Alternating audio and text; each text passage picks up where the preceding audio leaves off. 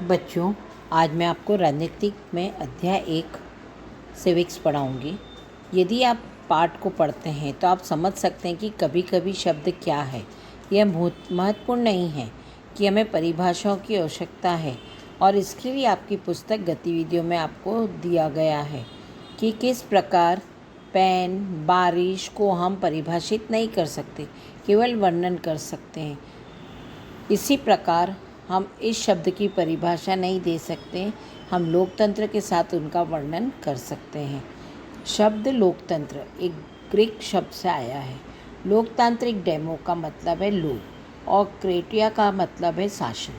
इसलिए शब्द के अनुसार लोकतंत्र लोगों के द्वारा एक नियम है, लेकिन यह एक लिखित परिभाषा नहीं है।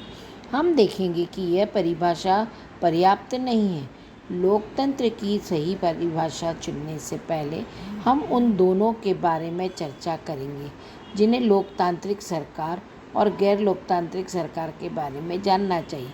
अब हम देखेंगे कि लोकतंत्र की एक सरल परिभाषा है सरकार का एक रूप जिसमें शासक जनता द्वारा चुने जाते हैं।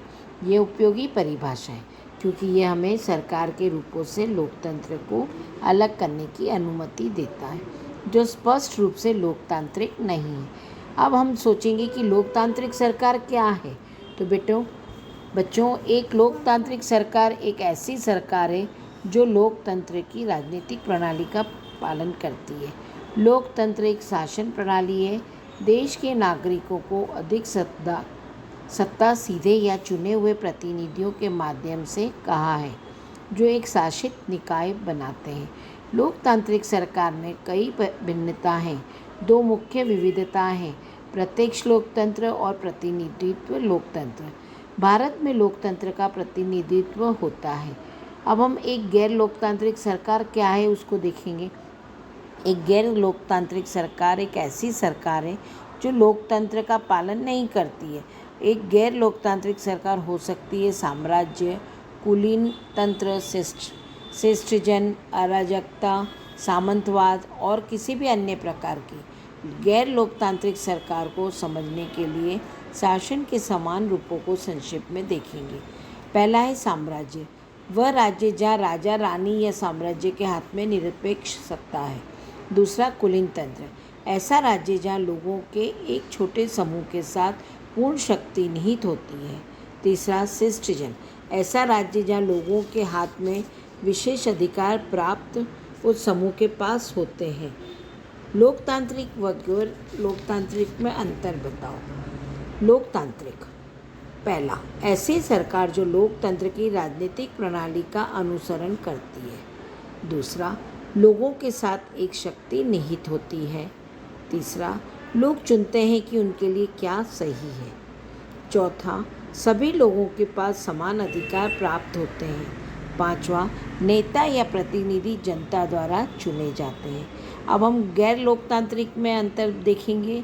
पहला, ऐसी सरकार जो लोकतंत्र का पालन नहीं करती है। दूसरा, सत्ता सरकार के पास होती है।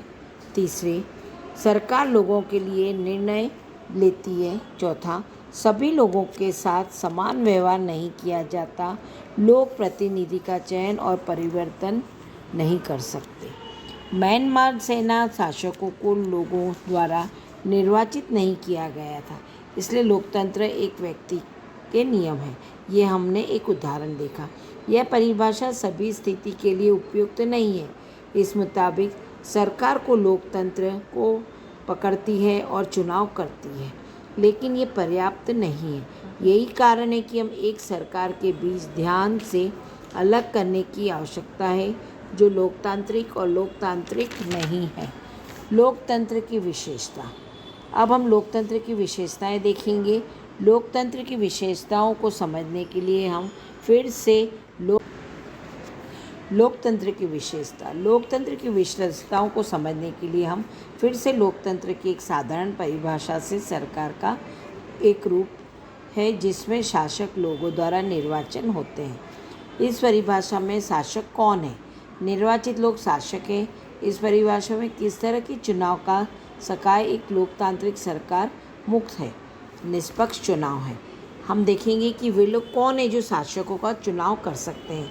देश के नागरिकों के पास वोट करने का अधिकार है, तो वोट वही वयस्क डाल सकते हैं जिसकी उम्र 18 वर्ष से अधिक हो, बिना किसी भेदभाव के। अब लोकतंत्र के किस प्रकार का रूप है? संवैधानिक कानून और नागरिक अधिकारों के द्वारा निर्धारित सीमाओं के भीतर एक लोकतांत्रिक सरकार नियम है। यह उत्तर लोकतंत्र की 4 विशेषता बताता है। मैं आपसे एक एक करके पाकिस्तान का उदाहरण लेते हैं। जब जनरल मुशर्रफ पाकिस्तान के अध्यक्ष थे तो अंतिम निर्णय लेने की शक्ति सेना के साथ विश्राम किया। अधिकारियों उनमें से कोई भी लोगों द्वारा निर्वाचित नहीं किया गया था। ऐसे लोगों के नियम को नहीं कहा जा सकता। कश्मीर से 370 को हटाने के लिए भारत के संदर्भ में एक बड़ा निर्णय है। यह निर्णय उन शासकों के द्वारा लिया गया जाता है जो लोगों के द्वारा चुने गए, और ऐसे लोगों के शासन कहा जाता है। अंतिम निर्णय लेने की शक्ति को लोगों के द्वारा निर्वाचित लोगों के साथ आराम करना चाहिए। 1930 के बाद से अपने राष्ट्रपति का चुनाव करने के लिए मेक्सिको में हर 6 साल बाद चुनाव आयोजित करते हैं। मैं एक सैन्य शासन के अधीन नहीं रहा है, लेकिन 2000 के चुनाव को एक पार्टी थी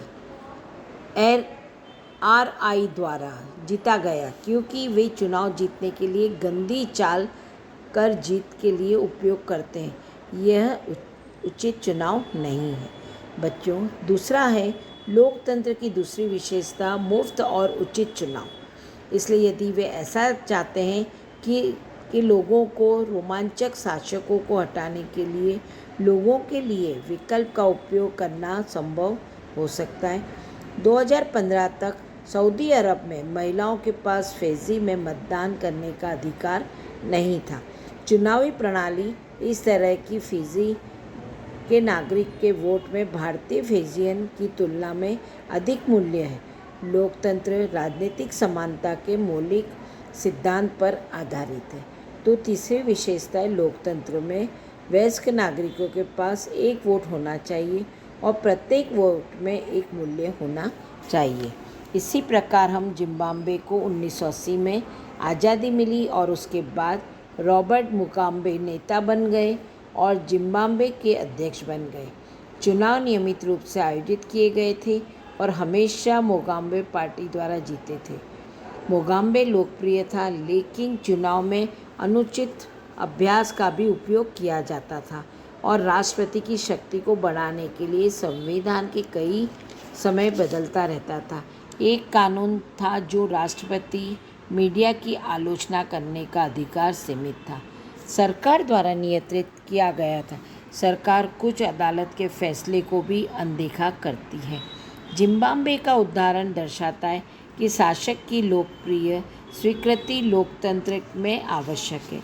सभी डेमोक्रेटिक सरकार जो कुछ भी नहीं कर सकती है, वे परामर्श की श्रृंखला के मध्य से जो कुछ भी नहीं कर सकते हैं।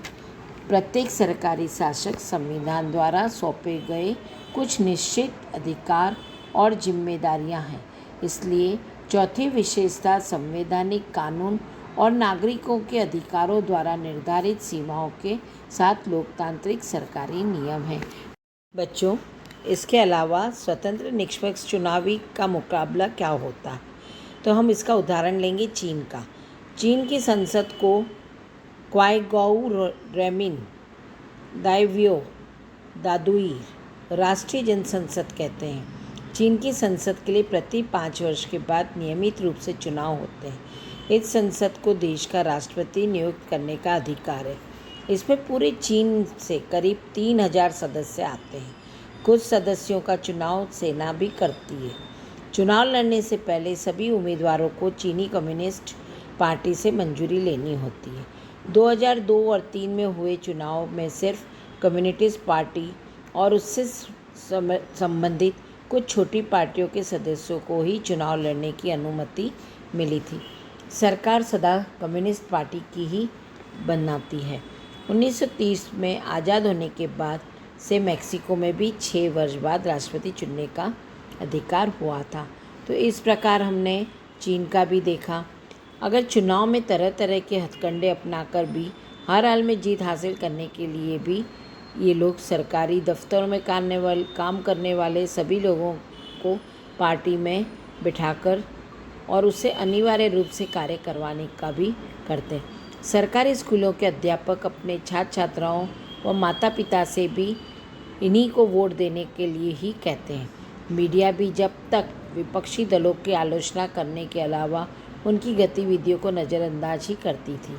कई बार एकदम अंतिम क्षणों में मतदान केंद्रों का एक जगह से हटाकर दूसरी जगह भी कर दिया जाता है, जिससे अनेक लोग वोट ही नहीं डाल पाते हैं। क्या हम ऊपर वर्णित चुनाव को लोग द्वारा अपना शासन चुनने का उदाहरण मान सकते हैं? इन उदाहरणों को पढ़ने के बाद तो यही लगता है कि हम ऐसा नहीं कर सकते। यहाँ काफ़ी सारी समस्याएं हैं। चीन के चुनाव में लोगों के सामने कई वास्तविक और गंभीर विकल्प भी नहीं होता। लोगों को शासक दल या उसके द्वारा स्वीकृत उम्मीदवारों को ही वोट देना होता है। क्या हम इसे मनपसंद चुनाव कह सकते हैं? नहीं। निष्पक्ष चुनावों पर लोकतंत्र पर आधारित होना चाहिए ताकि सत्ता में बैठे हुए लोगों के लिए जीत हार के समान अवसर हो। लोकतांत्रिक चुनावों में बारे में हम काफ़ी पढ़ चुके हैं। अब हम इसके और डिटेल में और वर्णन हम पार्ट 3 में पढ़ेंगे कि एक व्यक्ति को एक ही वोट का मूल्य होना चाहिए। पहले हमने पढ़ा है कि किस तरह लोकतंत्र में होने वाले संघर्ष सार्वभौमिक वयस्क मत अधिकार के साथ जुड़ा हुआ था। अब इस सिद्धांत को लगभग पूरी दुनिया मान लिया गया है, पर किसी व्यक्ति को मतदान के समान अधिकारों से वंचित करने का उदाहरण भी कम नहीं है। एस्टोनिया ने अपना यहाँ नागरिकों के नियम कुछ इस तरह से बनाए कि रूसी अल्पसंख्यक समाज के लोगों को मतदान का अधिकार हासिल करने में भी मुश्किल होती है। फिजी की चुनाव प्रणाली में वहाँ तो मूल वासियों को वोट का महत्व भारतीय मूल के फिजी नागरिकों के वोट से ज़्यादा है। लोकतंत्र राजनीतिक समानता की बुनियादी सिद्धांत पर आधारित है। इस प्रकार हम लोकतंत्र की विशेषताएं भी देख चुके हैं। लोकतंत्र में हर वयस्क नागरिकों का एक वोट होना चाहिए, हर वोट एक समान मूल्य होना चाहिए। ये सब हम देख चुके हैं। धन्यवाद, थैंक यू। और ये लेसन आपका कंटिन्यू मैं कल और